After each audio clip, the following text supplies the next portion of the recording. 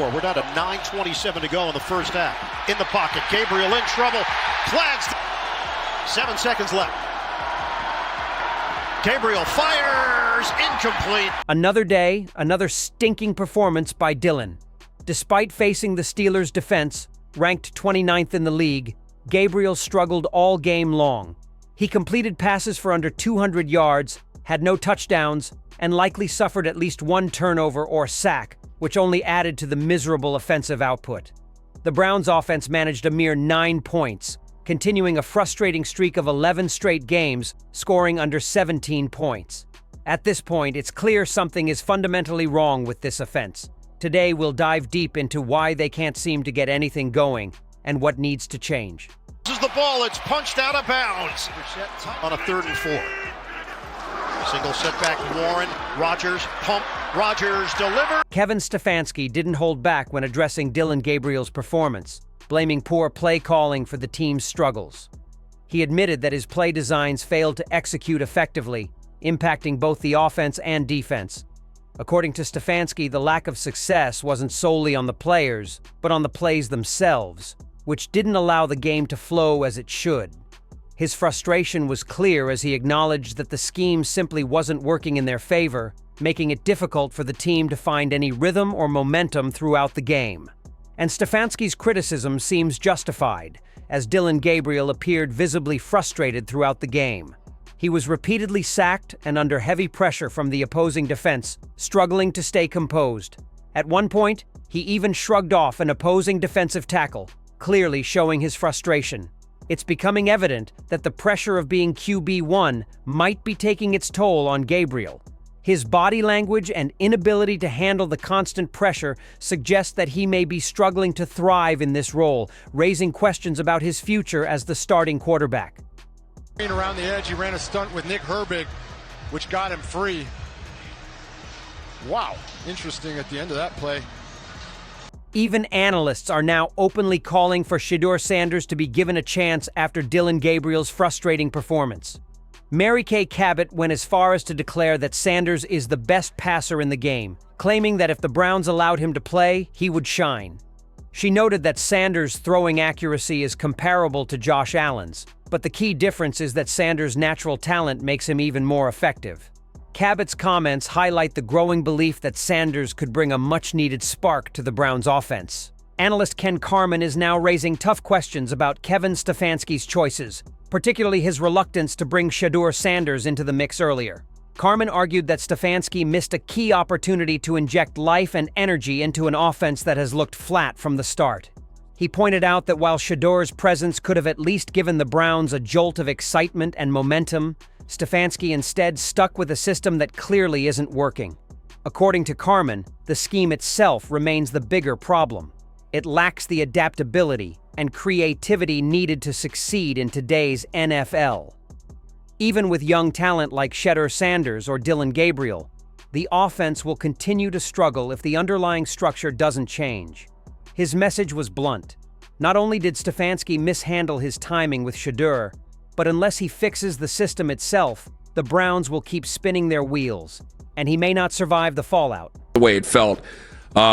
Offensively, it's just terrible, and they're wasting everything defensively. And what will happen here, because I don't know if they're going to get it fixed. I don't think they're going to get anything fixed offensively. You could put in Dillon Gabriel, or you could put in Shedeur for a different pace, flavor, seasoning, find out whether or not they got it or not. But under growing scrutiny, Stefanski's reluctance to give Shedeur Sanders significant training reps has become a flashpoint, especially after this performance from Dillon Gabriel. Handing those opportunities to Gabriel again and again instead has only intensified doubts about the Browns' approach and long-term vision. The move has unsettled not just the locker room, but also a Cleveland fan base desperate for a turnaround. Inside the organization, the ripple effects are even more serious. Insiders reveal that frustration is mounting at the executive level. If the offense doesn't show marked improvement soon, the Browns' leadership is prepared to make sweeping changes, with both Kevin Stefanski and Andrew Berry's futures in Cleveland hanging in the balance. Shedeur is not even running scout team. He's literally watching everyone play. Bailey Zappe's running scout team. I don't know if that's true. That's what I'm hearing. Why is he on the team? Why is he even here? If that's what you think about, because his jersey. Mary Kay Cabot added fuel to the growing criticism, stressing how much the Browns have strayed from their original vision. Entering the season, the franchise set 3 clear priorities: establish a powerhouse defense, groom their young quarterbacks, and create an offense that could finally click. Yet, as Cabot highlighted, only the defense has lived up to its billing, while the offense remains disjointed and unpredictable. She cautioned that if the imbalance continues, ownership may have no choice but to step in and initiate sweeping changes. That could mean a shakeup at the highest levels, with a new leadership group tasked with resetting the direction of the team and rebuilding from the top down.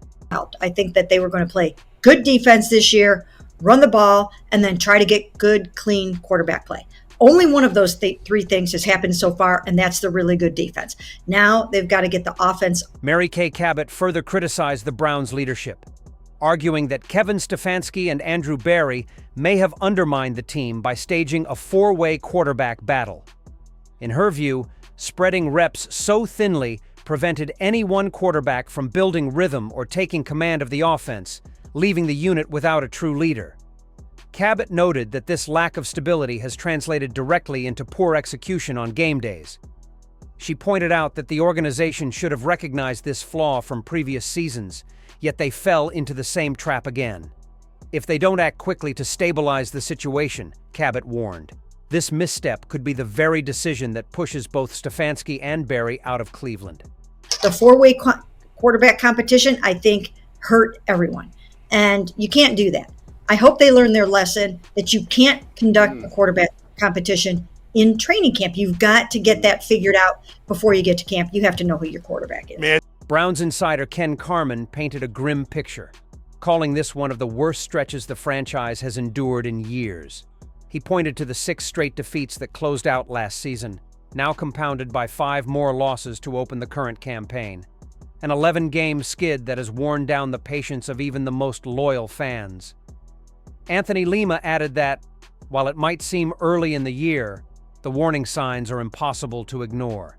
If the Browns fail to find a spark quickly, a sweeping midseason shakeup could be inevitable, with both Kevin Stefanski and Andrew Berry potentially shown the door as the organization looks to reset its direction. Somebody, I don't know how long it's been since they've scored 20 points in a football game.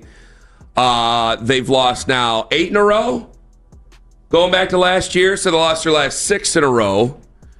And they've now lost 8 in a row. And they looked uncompetitive in the second half. I mean, I could absolutely see a total house cleaning.